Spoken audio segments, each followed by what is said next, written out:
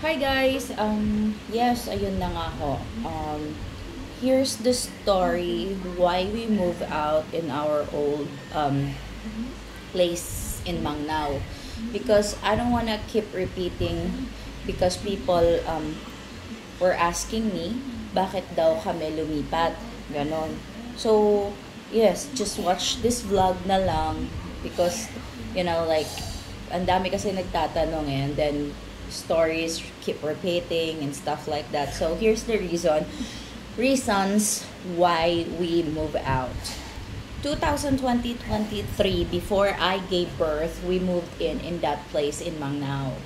And the rent was 17,500. And he told us na sobrang mura na nga daw yon, binabaan niya na nga yung rent kasi before it was 20K. And he gave it to us since after pa lang ng pandemic, so naaawa siya dahil people can't recover, ganon stuff like that. So naniwala naman kami. And then we were so happy kasi nga there was a restaurant in front, and then we were planning to open a restaurant that time when we moved in. And then suddenly after a month or something like that, we saw a contract, the old contract, and we have friends na they used to rent in that place kasi nga restaurant din yun dati or whatever. And then yun nga, sabi is 15,000 lang daw yun dati. So parang dun pa lang na-scam na kami kasi sinungaling siya dun pa lang. Sabi niya 20,000 but it was only 15,000. But sige na lang kasi we paid it already, di ba? Ganon, nakapay na kami ng 3 buwan ata yun. So yes. And then we moved in, and then we told him, yung landlord namin, na we're gonna open a restaurant. Tapos he got the fridge there from San Miguel or Coca-Cola, and then we wanted to borrow it kasi nga we're gonna open a restaurant. Tapos sabi niya sa amin, direct na lang daw kami dun sa San Miguel or Coca-Cola, and then they will let us borrow the fridge. Ganon. So from that pa lang, sinabihan na namin siya na we're gonna open a restaurant. And then 17,500 yung rent namin.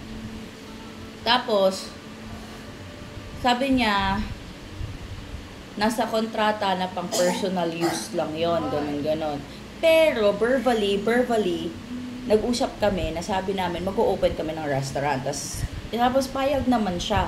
Siya pa nga nag-guide sa amin Siya pa nga nag-guide sa amin kung anong gagawin, saan manghihiram ng ganito, ganyan. Ako, okay.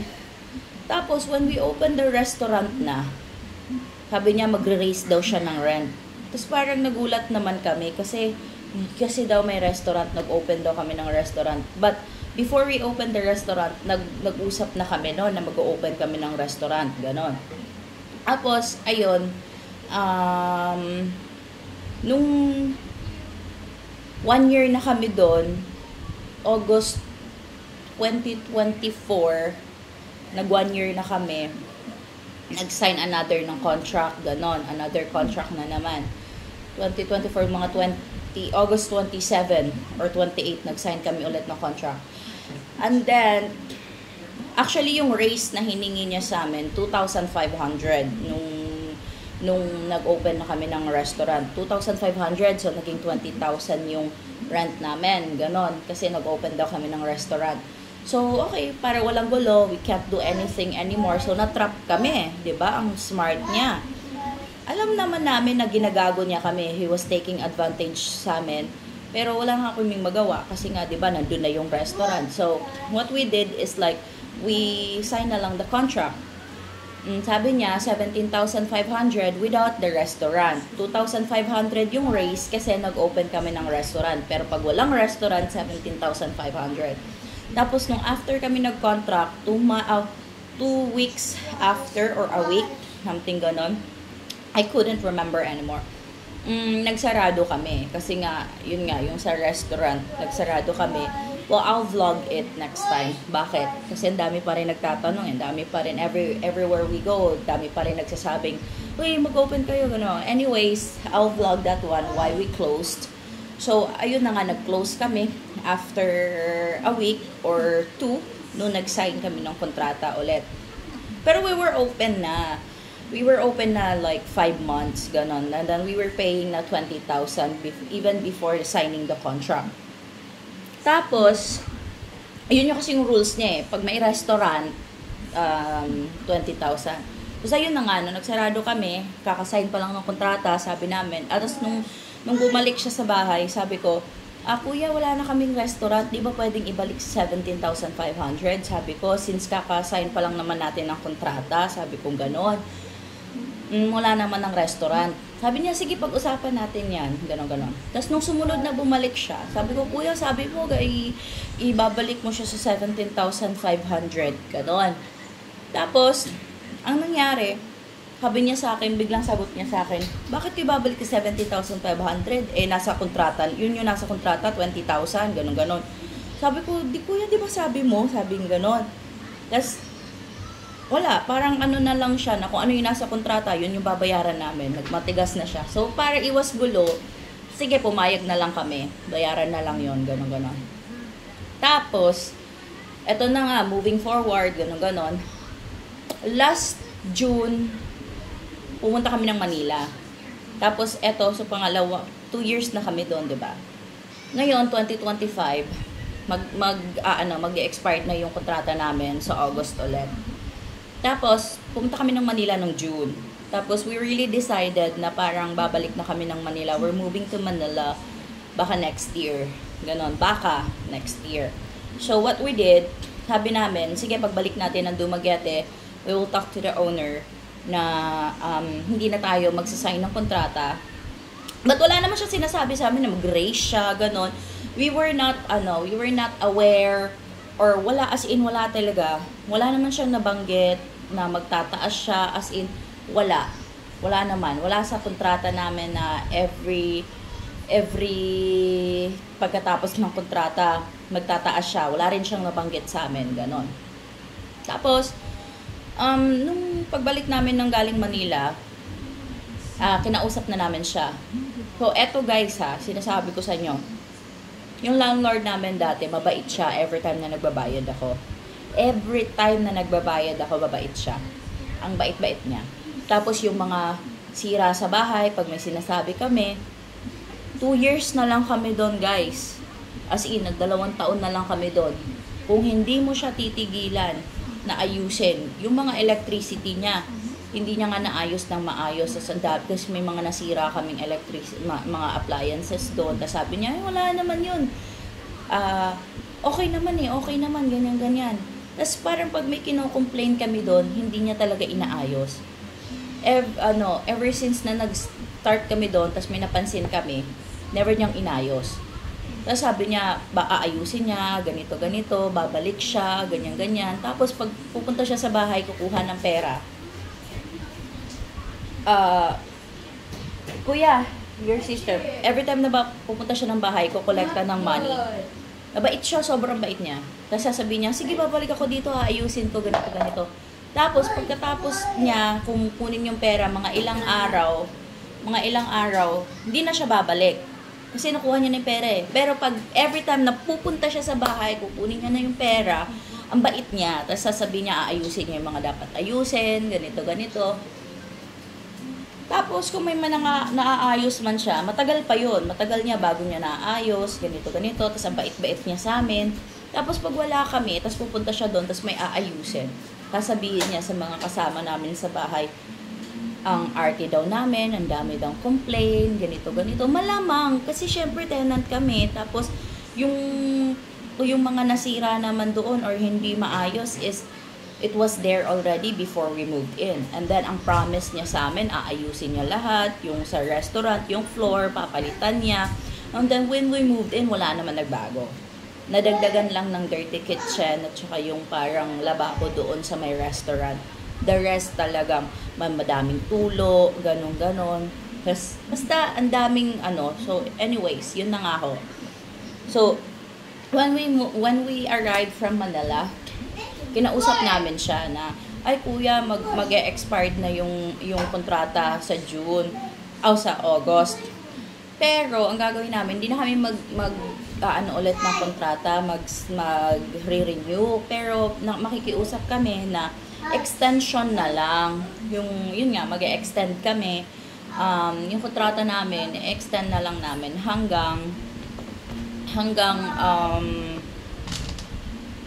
what do you call that one? Until mag-graduate yung anak ko on summer, like May, mga ganon. Kasi, yun na nga, dami namin nga sikasuhin, baka mag-move kami ng Manila, ganon. So, extend na lang namin yung kontrata namin until May, ganon. Umayag siya, sabi niya, sure, wala namang problema, ganito. Sige, wala akong problema. Pero, yung day na yon, nung kinausap ko siya, nagbayad ako noon. So, ang bait-bait niya. Sabi niya, sige, sure. So, akala ko, okay na kami. Kasi sabi niya, yung kontrata namin, extended na eh. So, it means, walang raise. Kasi, yung kontrata namin, extended na until magtapos yung anak ko hanggang sa May, ganon. Kasi mag-move nga kami ng Manila, diba? That was the plan. Actually, yung plano talaga namin. Tapos, sabi niya, sige pa, okay lang yan, kahit mag-June pa kayo. So, it means, wala talagang raise na mangyayari. Kasi sabi, yung kontrata namin, na which is ang binabayaran namin is 20,000 every month, is mag-e-extend kami. So, it means, kahit mag-expired pa yung kontrata namin, nag-usap na kami verbally, mag-e-extend kami. Oo, payag siya. And then, the next day, akala namin okay na. Anak, yung sister mo. Kuya, your sister. So, akala namin okay na. Diba? Okay na. So, ayun, okay na. Tapos, the next day, bigla siya nag-message. Sabi sa akin, since mag-e-expire na yung kontrata nyo, magulo siyang kausap. Diba abnormal? I mean, sorry with my words, pero ang gulo niya kausap eh. So, parang punong-puno na kami. So, sobrang ginagawa niya. Lagi siyang may rason to get money from us. Lagi siyang may rason na, basta ang gulo. Ang gulo niya kausap. Ang labo niya kausap. Parang ganon. Puro pera siya. Ganon. Puro pera. From the 2,500 na hinihingi niya sa amin, trinap niya kami. 'Di ba? Nung nagka-restaurant kami. Hindi naman kami makaalis kasi kami may kontrata. Tapos, ayun, mag-e-expired na ngayon, hindi na kami magsasign ng new contract. Kinausap namin siya na mag-e-extend na lang kami until summer. Minessage siya ako kinabukasan after ko siya kinausap at saka nagbayad ako noon. Nung bumalik kami from Manila. Tapos, excuse me, kinabukasan nag-message siya sa akin. Sabi niya sa akin, sige, matatapos na rin naman yung kontrata nyo kahit saan ka pa pumunta. Kahit yung mga pinaparentahan namin, mga tenants namin, basta matatapos na yung kontrata nila, nagtataas talaga kami, excuse me. Sabi ko, ay kuya, magtataas, di ba, mag-e-extend nga kami, sabi ko nga sa'yo, di ba, ganon. Sabi niya, oo nga, pero tapos na yung kontrata nyo. So, hindi niya ba maintindihan ano ibig sabihin ng extension? Nag-usap na kami na hindi na kami magsasign ng new contract. Verbally, nag-usap kami nung nagbayad ako na yung kontrata namin, kahit na mag-expired, hindi na kami magsasign ng new contract, i-extend na lang namin yung kontrata namin na binabayaran na 20,000 until umalis kami ng May. Pumayag siya. As in, pumayag siya verbally, pumayag siya. Sabi niya, wala namang problema, okay lang yan. Ay, oo, talaga, wala namang problema. Tapos sabi ko, okay, sige po kuya. Tapos sabi ko, tapos parang may napag-usapan kami nung time na yon. Sabi ko, oo kuya nga eh, salamat kuya. Sabi ko, ay salamat kuya ha, kasi at least laking tulong sa amin yon, sabi kong ganon. Tapos sabi, kasi, di ba, kailangan mag-ipon, kasi nga, di ba, lalayas na kami, babalik kami ng Manila, medyo malaki ang gagastusin. Bigla niya akong pinutol, sabi niya, ikaw ba? Masyado ka nag-aalala sa mga pera-pera. Mayaman naman kayo eh, sabi niya ganon. Ba't ka nag-aalala sa pera ni Kiyo? Sabi niya ganon. Mayaman naman si Kiyo. Malaki pera niyan dito sa Pilipinas. Masyado ka nag-aalala, di ako maniniwalang wala kayong pera, sabi ganon. So, naputol ako. Sabi ko, hindi naman. Sabi ko, hindi naman lahat ng foreigner, kuya, mayaman. So, eto nga mga guys, mga landlords. Alam ko, this vlog is gonna be, mahaba. Pero isa lang sasabihin ko mga landlords. Huwag nyong gagatasan. Hindi porket foreigner ang asawa ng mga tenants nyong Pinay. O kaya kahit wala silang Pinay or whatever, kung foreigner man yan, wala na kayong pakialam doon. Wala kayong pakialam kung malaki man ang kita nila o hindi. Ang importante, nagbabayad ng mga tenants nyo. Importante, hindi kayo ginagago, hindi kayo niloloko. Diba? I love Dumaguete so much. Diba? I love Dumaguete. Lagi ko sinasabi, I love Dumaguete. Pero, shootang ngala, sorry with my words, nakakainis pag may mga nagte-take advantage sa inyo. Lalo na, pag alam nila, na foreigner ang asawa mo. Diba? Akala nila may bangko kayo sa loob ng bahay. Akala nila na nagtatai kayo ng pera everyday. Hindi ganon. Maging fair kayo mga landlord. Sinasabi ko sa inyo, wag kayong manggagatas. Diba? Nakakapuno eh. Ang bait namin, binabayaran ka namin. Nagbabayad ang mga tenants ng maayos. Diba? Never kaming nanggago. Kung may problema man pag-usapan, pero shoota, hindi siya nakikipag-usap. Ang bait-bait niya sa amin. Pero pag pag sa cellphone, magre-reply siya. Diba? Tapos, eto na nga. Sabi niya sa akin, magtataas daw siya. Nagulat ako kasi sabi niya okay na, hindi na eh, extension na eh, 'di ba? So even without like parang walang warning na magtataas siya. As in, walang warning. Never siya nag-mention before, walang warning na magtataas siya. Pero nung kinausap ko siya, nung nagbayad kami, when we came back from Manila, sabi ko mag-e-extend kami, pumayag siya, 'di ba? So, wala na. Hindi niya na-mention na magtataas. Kasi sabi ko, yung kontrata namin, i-extend namin hanggang May. Pumayag siya. And then, suddenly, magme-message siya sa akin kinabukasan. Nagulat ako na magtataas siya since tapos naman na ang kontrata namin. So, akala ko, okay. Every year kasi, pwedeng magtaas ang tenants. O, ang landlord. 'Di ba? Pwedeng magtaas na, can you call Ate May, wash Sachi? So, Mama's vlogging. And yun na nga ho. Pwede naman magtaas every year. Kasi nga, di ba, meron naman akong basic na alam kasi nga real estate agent naman ako. So, may mga alam rin naman ako about real estate. So, 3 to 5%. And nagtanong rin ako sa mga kakilala kong agents to make it sure, di ba? Na talagang yun pa rin ang law dito, 'di ba, sa Pilipinas. So, 3 to 5% ng binabayaran nyo sa rent. So, we were paying 20,000. So, 3% is ng 20,000 is 600. 5% ng 20,000 is 1,000. So, we were thinking na baka bayaran namin either isa doon, 20,600 or 21,000. So sa amin, sabi naman ni Kiyo, okay lang, wala naman kaming problema sa magdagdag, 600 to 1,000. Kaysa naman ma-hassle kami, magbayad na naman ng bahay na 3 months, ganun. So magdagdag na lang kami, kahit 600 or 1,000, wala namang problema, kaysa ma-hassle kami, diba? So ayun, anong nangyari? I was waiting for his reply, magkano ang idadagdag niya. Tapos nagulat ako, guys, kasi ang idadagdag niya is 3,000 daw. Tapos, message ko siya. Nalibang si Sachi. Sorry, guys. So, nagulat ako, guys. Kasi,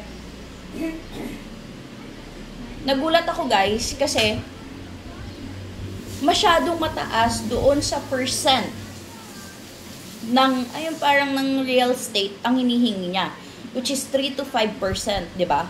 So, ang idadagdag niya daw is 3,000. Sabi ko, bakit ang taas naman, kuya? Sabi ko ganun. Tapos sabi niya sa akin, mataas kasi dahil sa restaurant. Sabi ko, kuya, hindi naman masyado nagpa-function yung restaurant niyo eh. Sabi ko ganun. Tsaka close na rin naman. Sabi ko, tsaka nagbabayad na rin naman kami. akala ko ba okay ka na doon sa extension? Sabi kong gano'n. Sabi niya, hindi. 3,000 ang idadagdag ko dyan. Sabi niya gano'n. Sabi ko, kuya, masyadong malaki. Hindi ata worth ng 23,000 tong bahay nyo. Guys, kung nakita nyo yung vlog ko 2 years ago, yung about sa bahay namin, o kaya yung sa restaurant namin, sobrang liit lang. Ang dumi pa nga sa labas, ang daming daga, ang daming lamok, pero nagtiis kami doon kasi nga which is malapit sa city, ganon, tapos ang hirap makahanap ng bahay that time, ganon. Tapos manganganak din ako, tapos malapit nga sa city, malapit sa hospital ko, ganon. So grinab namin, tapos nakakapagod, kahit maliit nakakapagod kasi maglipat, kaya nagtagal kami doon, di ba? Tapos sabi niya sa amin, hindi, 23,000. Sabi ko, kuya, hindi ako ata magbabayad ng 23,000. Wala bang mas baba doon? Kasi masyadong mataas sa 3 to 5% na hinihingi mo. Tsaka walang warning. Walang warning na magtataas siya, biglaan. Tapos nag-usap na kami nun. Before siya nagsabi magtataas siya ng 3,000, nag-usap na kami nun. Guys, last year, nagtaas siya ng 2,500. Trinap niya kami dahil may restaurant daw kami. So, wala kaming magawa kasi nandun na yung restaurant, di ba? So, okay na. Magbayad na lang kami. This year, magtataas siya ng 3,000. Ay, hindi pwede yun. Di ba? Taking advantage na yun. Ewan ko, what do you think? Put a comment. Kung ako lang ba? Or sa tingin nyo, taking advantage na rin yun? For me, it's taking advantage. Kasi nga akala niya marami kaming pera. Na he's one of the landlords na akala niya foreigner ang asawa. Or foreigner yung tenant niya. Akala niya maraming pera. Sinasabi ko sa inyo mga landlords, landladies, di lahat ng foreigner may pera. Wag na wag kayong manggagatas. Maging fair kayo. Maging fair kayo. Alam niyo yun, wag na wag kayong manggagatas, wag na wag kayong manggagancho.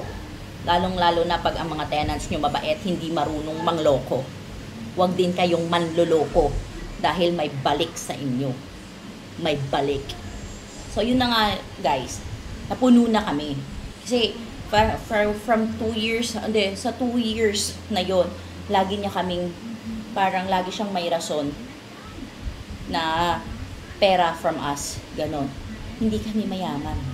So yun, nag-message siya sa akin, sabi niya sa akin, whether you like it or not, maghanap na kayo ng bahay na hindi ganong kalaki, hindi ganong kaliit. Yung sakto lang sa pamilya nyo, na where you can raise, na yung pwede daw kaming mag-raise ng dog, na ganon. Kasi lagi na kinokontra si Belle. Yun pa yun guys, lagi niya kinokontra si Bella. Wala na kaming restaurant, tapos si Bella nilagay namin dun sa restaurant dati namin. Babalik-balik siya, lagi niya kami mini-message. Nakita ko yung aso nandun pa rin. Hygiene purposes, sabi niya ganun. Restaurant yun eh. Bakit nandun yung aso? Ilipat niyo yung aso, ganun. Sabi ko, kuya, wala na. Sirado na yung restaurant. Tangina. Ay, sorry talaga sa words ko. Magwa 1 year nang sarado ang restaurant. Tapos bakit mo kami inaaway? Wala nang restaurant. Hindi na hygiene purposes, whatever. O, nung may restaurant naman kami, tinago naman namin si Belle. Eh nga wala nang restaurant, bakit mo inaaway yung aso namin? Mas lagi niya yan, halos araw-araw niya kaming sinasabihan.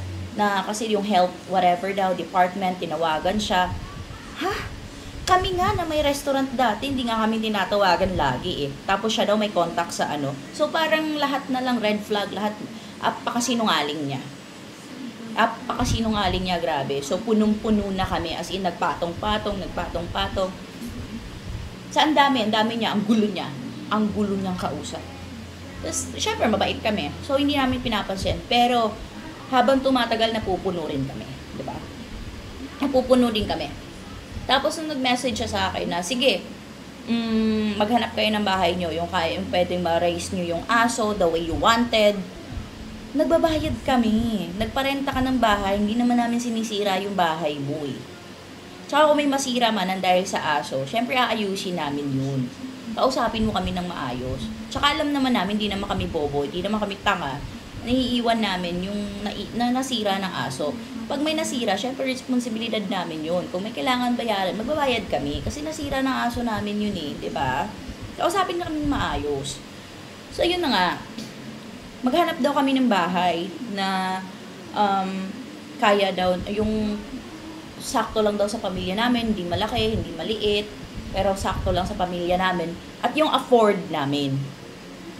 Hindi naman sa pagmamayabang, di ba? Kung sinong nakakaalam, guys, nakapagbayad nga kami ng bahay. Hindi kami mayaman.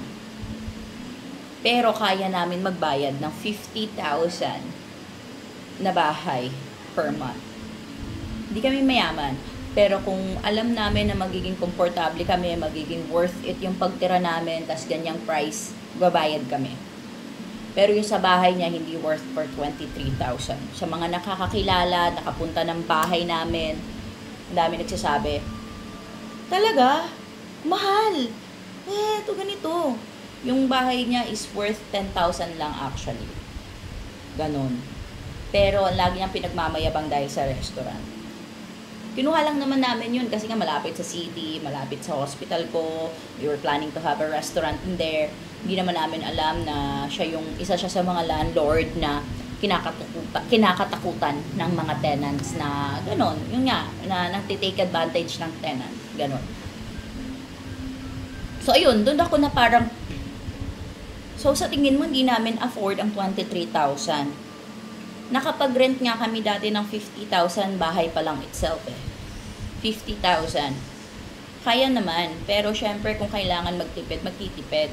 Tsaka kung alam naman namin na worth to pay na ganun, mas komportable kami, why not, di ba? So ayun, doon ako nainis sa kanya, na parang sabi niya maghanap kami ng bahay na afford namin. Like what?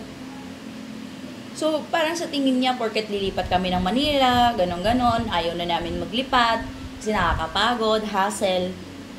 So, unang take advantage siya, so ngihingi siya ng 3,000 na raise. Guys, okay na lang sa amin maghanap ng bahay, ng bayad ng 3 months, kesa naman mag-i-stay kami doon. Ano, what's next? 'Di ba?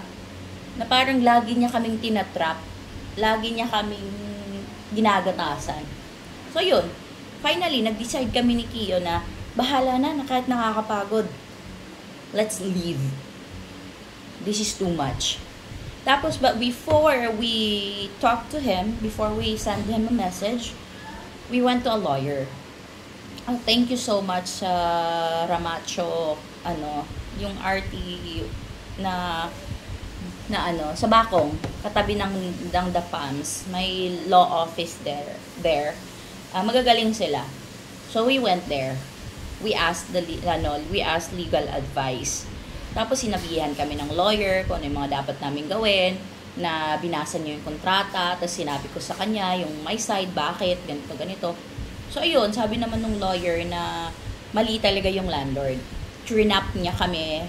He's one of the typical type of Filipino na business-minded na nang take advantage ng tao, ng tenants, ganon. So, I don't know kung registered nga yung, siguro, hindi ko din alam kung registered ba yung paupahan niya, 'di ba? So, nung message ko siya, sabi ko, kuya, alis na kami. Sabi ko,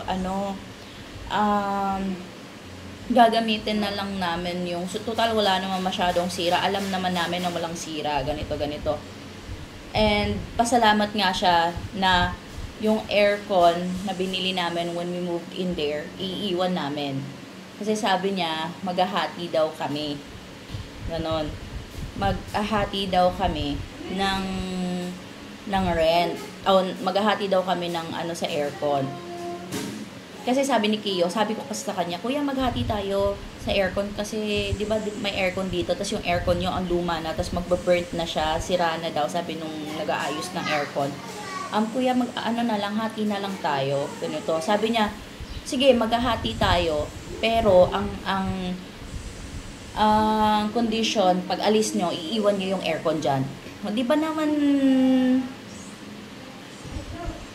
talino, diba? Hindi ba naman yung utak niya talagang para, syempre nilalagay niya kami lagi sa butas, sa bulsa niya, trap. Sige, kasi kailangan niyo yung aircon eh. Syempre kakagat tong mga to. Alam niyang yung asawa ko, hindi kayang walang aircon. So, naging smart siya. Pero akala niya, hindi ko alam yung mga ginagawa niya. Alam ko yung mga moves niya. So, ayun. sige, tas ngayon, sabi nga sa usapan, iiwan yung aircon. So, iniwan namin yung aircon kasi yun yung usapan eh. Doon pa lang panalo na siya, di ba? So, ang dami niyang kalokohan. Tapos, pero lahat yung ini-ignore namin, pero akala niya hindi namin napapansin. Nasa yun, minessage namin siya, sinabi ko sa kanya na alis na kami, wala namang masyadong sira, inayos na rin naman, ganon.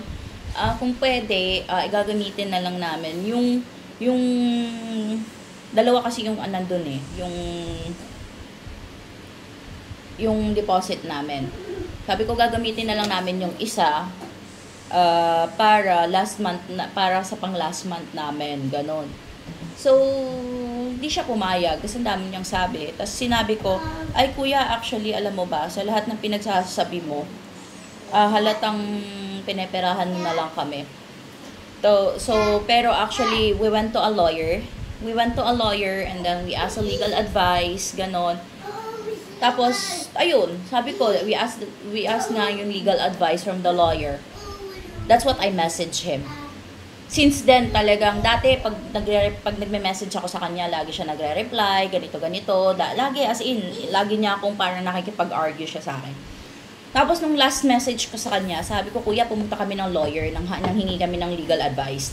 Kasi, mali ka sa mga ganito eh, sabi kong ganyan. Hindi na siya nag-reply, guys. As in, hanggang nag-move out kami. Wala. So, hindi nga namin natapos yung kontrata. So, it means, umalis kami na hindi pa tapos yung kontrata. So, it means, wala na. Breach na talaga. So, okay lang. Kasi, choice naman namin yun eh. Alam naman namin wala na kaming makukuha dun sa deposit namin. Kasi nga, hindi namin natapos yung kontrata. Which is okay lang. Choice namin yun. Kesa makipag-away pa kami sa kanya. Diba? So, ayun. Umalis na kami. Ayaw na namin doon. Naghanap kami ng bahay. Tapos, ayun. Ngayon, sa bahay na nilipatan namin, yung 20K na binabayaran namin, like doon sa kabila, same lang din ng binabayaran namin dito. Yung bagong bahay namin, na nilipatan, we are only paying 20,000. 20,000, 5 bedrooms. Pero yung isang bedroom, hindi namin pwedeng gamitin kasi nandun yung mga gamit ng may-ari. So, we're only using the 4 bedrooms. Tapos, 3 toilet and bath. Tapos, 2 parking area. May guard. Tapos, may swimming pool sa clubhouse. So, subdivision. And then, yun nga. Malapit din sa school ng anak ko. It's like 5 minutes away. 5 to 7 minutes away. And malapit din kami sa city. Malapit kami everywhere. You know.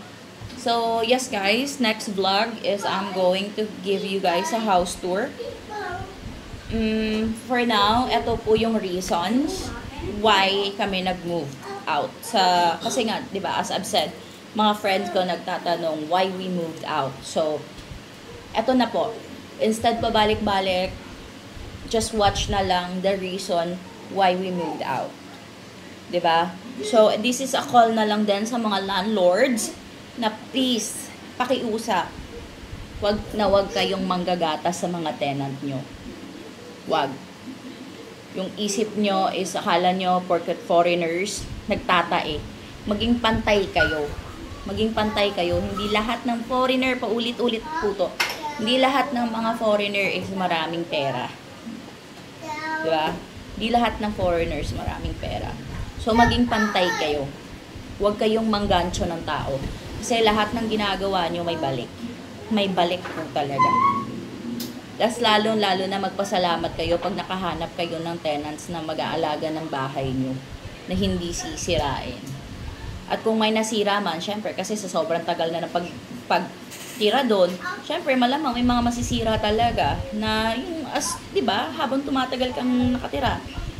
At kung may sira man na kailangan ipaayos, kausapin nyo na maayos yung tenant. Ayusin nyo. Daanin nyo sa maayos na pakiusap. Hindi yung ganyan, manggagatas kayo. So, ayun lang guys. Thank you for watching. Ito po yung reason bakit kami umalis. And masaya na po kami sa nakakita naming house. You know? Thank you din sa friend namin, kay Uni, for helping us na dito sa bahay na to. It was a little bit stressed, but at least na okay na. Thank you. Nandito na kami sa new house and masaya kami.